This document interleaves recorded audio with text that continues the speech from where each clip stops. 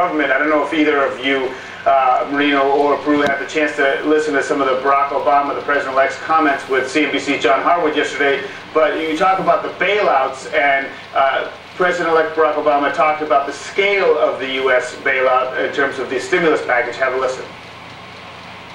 We've seen ranges from 800 to 1.3 trillion, and our attitude was that given the legislative process, if we start towards the low end of that, we'll see how it develops. Marino, I'll put it to you first. Do you think it will be much bigger than the $775 billion? And ultimately, with what you've heard about what will be in the stimulus, do you think it will be effective? Well, I think that on the monetary policy side, the Fed has already done what it needed to do. Now, on the fiscal policy, this is exactly what should happen. I think going to 8%, 10% deficit on GDP is exactly what the economy needs at this point. I think it will be much more difficult also politically to decide where this money go. We have seen this already with the bailouts for the car industry. I mean, debates are starting on which industries represent a strategic focus for this money and which industries can be let go. But I think, yes, 8–10% deficit on GDP is exactly what the country needs at the moment. Well, they're looking at 1.2 trillion already before they factor in the stimulus. Peru, does that concern you, that debt burden on the U.S.?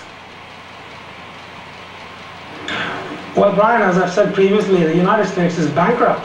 They have a $54 trillion outstanding debt hanging over their head, and the GDP is around 13 trillion, 13.5 trillion, so the debt to GDP ratio is already around 400%. And on top of that, I don't know where Mr. Obama gets his figures from, but the figures I've seen, these bailouts have already cost around $8.5 trillion with a T. Mr. Bernanke is just buying all sorts of debt from everybody in sight, and they're printing money, and they're basically using taxpayers' money to bail out these crooks on Wall Street, and I don't think this is very ethical or the right way to go about it. If you look at history, every single time when governments have tried to print their way out of trouble, it has never worked. Zimbabwe has tried it.